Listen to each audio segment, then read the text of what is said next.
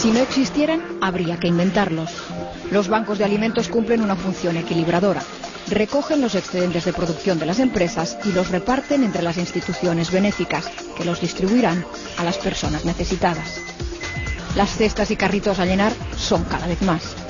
En lo que llevamos de crisis, la demanda de alimentos ha aumentado un 40%. Solo en un año, el 2009, los 52 bancos de alimentos de toda España han distribuido 66 millones de kilos de comida, una cantidad de productos que han llegado a beneficiar a 770.000 personas. Y las estadísticas señalan que el perfil de estos beneficiarios ha cambiado. Ahora los que más acuden al banco de alimentos son las familias autóctonas, que se han multiplicado por 3 desde el 2008. Y los inmigrantes, que se han incrementado en un 15%. Pero también son importantes los colectivos de ancianos, enfermos, toxicómanos e incluso los niños y jóvenes. La variedad de beneficiarios obliga a que el reparto de alimentos sea selectivo. No es lo mismo repartir alimentos a un asilo de personas mayores, a una residencia, perdón, que a una entidad que trabaje con niños o con drogadictos. El banco conoce a todos y cada uno de sus beneficiarios gracias a las entidades benéficas, responsables de la distribución. La informática les ayuda. El programa informático tiene en cuenta una serie de coeficientes y parámetros que hará que sabrá si es una entidad que distribuye a niños, qué tipo de alimentos, o a drogadictos o a lo que sea. Hay un tipo de alimentos que no son adecuados para todo el mundo y eso lo prevé nuestro programa. La crisis ha incrementado la demanda de alimentos, pero los bancos mantienen los ingresos al nivel de años anteriores. En el entorno de crisis en el que estamos, raro sería que las empresas no hubieran ajustado sus producciones. Por lo tanto, la reducción de los stocks, que es una de las fuentes principales que tenemos de aprovisionamiento. Entonces, en algunos meses sí hemos notado que ha habido caídas. Sin embargo, eso no debe hacernos pensar que la solidaridad del sector agroalimentario ha decaído. Eso no sería justo ni cierto. Lo que sí es cierto es que desde los bancos de alimentos, y en particular en el nuestro, en el Banco de Barcelona, hemos incrementado muchísimo el equipo, o el esfuerzo, no el equipo, el esfuerzo y la motivación de nuestro equipo de aprovisionamiento. Hemos de hacer muchas más gestiones para llegar a lo mismo y sobre todo teniendo en cuenta que tenemos muchos más beneficiarios. Gestionar tal volumen de productos implica una gran organización y logística. Controlar las fechas de caducidad de los productos y los tiempos que van a permanecer en los almacenes es vital. Las empresas donan sus excedentes, pero eso no convierte a los bancos en vertederos, que al contrario contribuyen a mantener el medio ambiente. Cada tonelada de alimento que se tira, me parece que producía, lo digo de memoria, pero creo que son 4,7 toneladas de CO2. Entonces, traerlo aquí es un beneficio social, ayudas a las personas, puedes desgravar los costes tanto de transporte, o sea, la donación de transporte y la donación alimentaria, y haces una contribución al medio ambiente. O sea, eso es una gran ventaja, donar alimentos al banco de alimentos. Pero llegar a este punto implica mucha gestión comercial por parte de los bancos y una tarea previa de concienciación de empresas y ciudadanos. Algo que va calando poquito a poco. Una joven empresa de distribución online de flores que hizo una campaña de una rosa y 1 kilo de arroz, y fue un exitazo, y fue una iniciativa absolutamente individual, ¿no? Hay una pastelería también en Barcelona, en el barrio del Clot, que también hizo la Mona Solidaria. Bueno, iniciativas muy bonitas y que van sumando, sobre todo porque suman en cuanto a difusión, visibilidad, que es lo que hace falta, ¿no? Tanto que la gente done como que la gente entienda del problema que hay y que existe aquí al lado de casa. Hoy en Para Todos Lados nos acompaña, ya lo están viendo, José Antonio Busto, presidente de FESVAL, Federación Española de Bancos de Alimentos. Muy buenas tardes y bienvenido. Buenas tardes, muchas gracias, bien hallado. Bueno, de todas formas estamos viendo que la idea del Banco de Alimentos es buena, evitar el desperdiciar la sobreproducción de las empresas, pero hoy en día con la crisis que estamos atravesando, también las empresas ajustan muy mucho los stocks. ¿No temen quedarse sin donaciones? No, eso lo hemos experimentado ya. Efectivamente, al comenzar el 2008... nos hacíamos este mismo planteamiento. Y aquí lo que va a ocurrir es que va a aumentar la demanda porque las necesidades son mayores y va a disminuir la oferta porque las empresas pues van a constreñir la producción y va a disminuir los stocks. Y eso sucedió durante 2 meses, pero al cabo de los 2 meses comenzó a crecer la oferta de miga.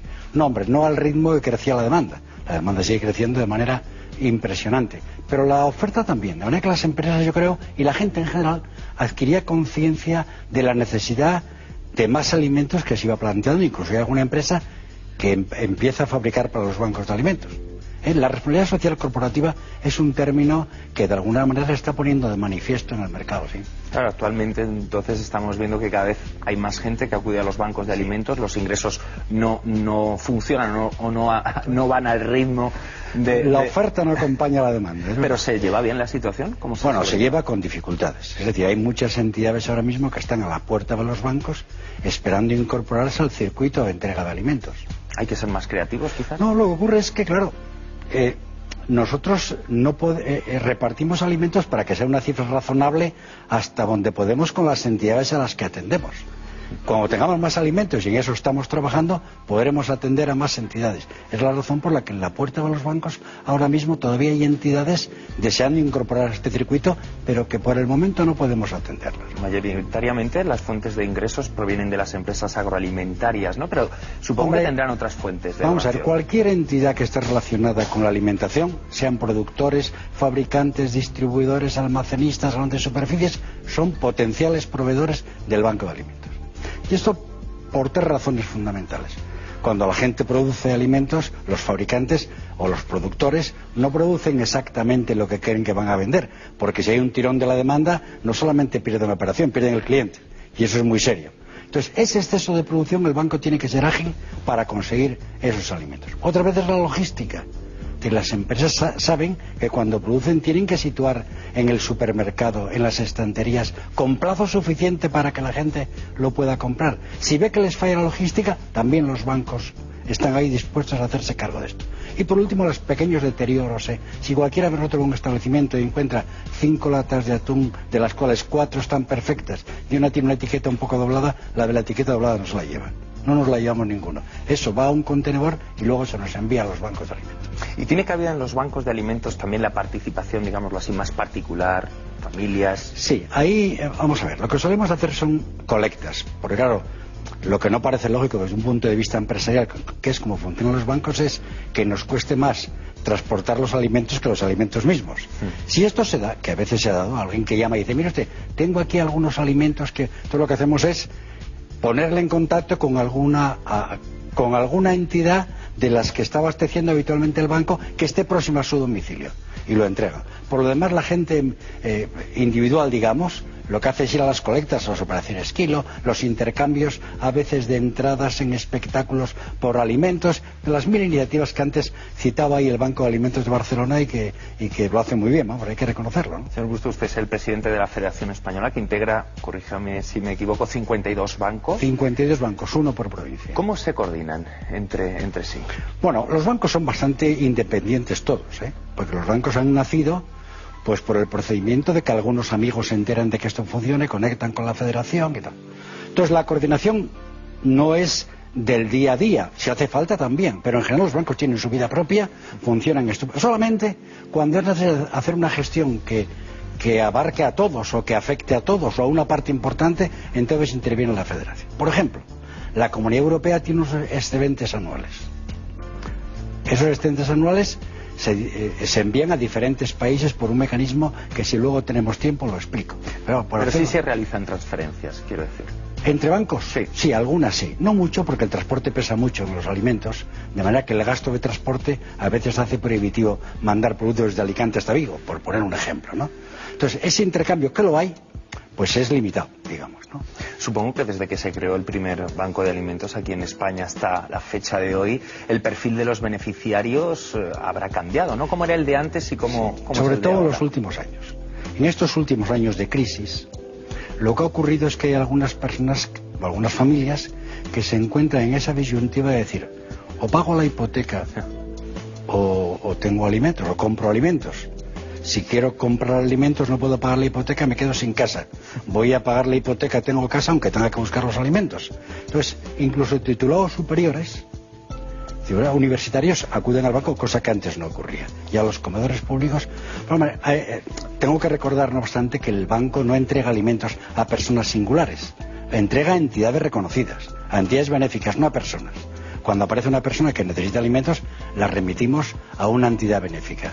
Nosotros entregamos alimentos a entidades benéficas que están reconocidas por alguien, o por el Estado, o por la comunidad autónoma, o por el gobierno local, el ayuntamiento, alguien que nos diga, pues efectivamente, esta organización necesita alimentos. Por lo tanto, esta información del nuevo perfil no es directamente nuestra, es una segunda derivada de las entidades que están atendiendo a los beneficiarios.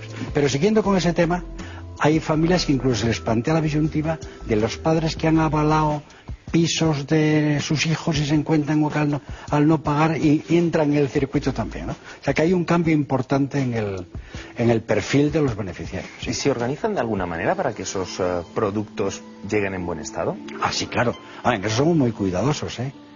Y además tenemos que serlo obligatoriamente. Es decir, si no lo fuéramos, correríamos el peligro de lo que para una persona normal puede ser, pues qué diría yo, visitar el cuarto de baño 10 veces en vez de 1 al día por una molestia temporal, pues resulta que para alguien que tenga las defensas muy bajas puede ser un riesgo muy importante. De manera que tenemos que tener mucho cuidado con la caducidad de los alimentos. Y en ese sentido no tenemos un laboratorio propio, no podemos tenerlo.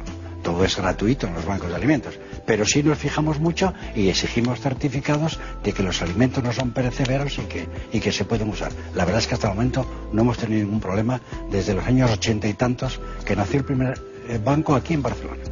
Señor Busto, ¿y si no existieran los bancos de alimentos, qué pasaría con esos productos excedentes de las empresas? Pues yo supongo que se destruirían. Es más, en algún momento se destruyen algunos excedentes como fruta, por ejemplo, ¿no? Y eso es una labor también que hacen los bancos. Es decir, los bancos no solamente proporcionan alimentos a los que los necesitan de manera gratuita. No solamente los que están trabajando en los bancos realizan una labor que, hombre, anímicamente los llena, ¿no? Y además sirven, y uno nota que sirve para algo, porque no se puede olvidar que los bancos tienen jornada habitual normal de 8 de la mañana a 3 de la tarde y los que trabajan en ella son jubilados, de manera que si no estarían en otro sitio. Entonces, con esas dos condiciones, claro, los bancos además hacen utilizable productos que si se destruyese en algunos momentos cuesta más destruirlos que producirlos. Usted de todas formas, señor Busto, hacía antes una mención a las entidades benéficas. ¿Qué papel juegan en la distribución de todos estos productos? Fundamental. Ellos son los que van a buscar los alimentos. Los transportes que nosotros tenemos los utilizamos para abastecer el banco. Y ahí no es que nos sobren transportes, pero bueno, gracias a algunas iniciativas de donación de camiones de 1000 y pico kilos, pues eso lo tenemos resuelto. Pero claro, esa situación del transporte nos resuelve ese problema, pero claro, el resto de las cosas, si no habría que destruir los alimentos, habría que tirarlos y en ese sentido tenemos que cuidar mucho, hacer una labor también, es decir, hago utilizable aquello que si no sería un residuo que tiene un costo de destrucción, además, ¿no? Pero sí hay que tener en cuenta a quién se da y lo que se da, ¿no? Claro, claro. No, es un compromiso entre qué tengo y qué necesitan. Hay un programa informático en cada banco que determina un poco quiénes son las entidades que tenemos, que es un listado de entidades, digamos, de manera permanente. Luego hay incorporaciones y hay por ahí un listado de entidades. Y tenemos una idea de qué necesitan. Frente a eso nos planteamos qué es lo que tengo en el almacén. Y con eso intentamos satisfacer esas necesidades. Esto es un poco la política, ¿no? Pero claro, las entidades son las que realmente se encargan de ir a buscar los alimentos y llevárselos a las personas que lo necesitan. Y son muy variadas. Y hablemos también del papel de los voluntarios, porque supongo que serán una parte clave. Es una de las cuestiones clave de los bancos. Es decir, hay dos cuestiones clave en el Banco de Alimentos. Los voluntarios y los beneficiarios. Esos son la razón de existir de los bancos. Entonces, ¿cuáles son las razones que mueven a los voluntarios a trabajar en un banco de alimentos? Esa podría ser una pregunta, ¿no? Y a esa pregunta la respuesta es muy variada. De ahí quien yo entiendo que hay un cierto pudor para que la gente exprese sus sentimientos más íntimos. A lo mejor tienen motivaciones más profundas. Estoy convencido, ¿no? Pero a veces te dicen, hombre, yo estoy aquí y desde que estoy trabajando en el banco me ha dicho el médico que me han bajado los triglicéridos. Esto es como un gimnasio, la verdad es que es como un gimnasio gratuito, como uno está moviendo cajas y colocando estantes y está todo lo mecanizado que podemos, pero hay quien dice, a mí me ocurrió, una periodista le preguntó a uno que es un coronel de operaciones especiales que está trabajando ahí en el banco, ¿no? Y le dije a la periodista, ¿y usted por qué está aquí? Y entonces él le contestó, porque es que yo quiero mucho a mi mujer. Y la princesa se quedó un poco perpleja y dijo, pues no sé muy bien qué tiene que ver esto. Dijo, no, mire, usted es que mi mujer me ha dicho que tener un jubilado en casa es como tener una vaca en el pasillo, ¿no? Entonces, bueno, ese problema estaba resuelto. Estaba en el banco, trabajaba y tenía su tiempo. Hombre, yo más profundamente que eso, pues hombre, la gente se realiza de alguna manera, sigue siendo útil y sigue sintiéndose útil, ¿no? José Antonio Busto, presidente de la Federación de Bancos de Alimentos de España, muy buenas tardes y gracias por habernos acompañado, ha sido instructivo y agradecer su labor. Gracias a ustedes por darme la oportunidad de explicar todo esto aquí.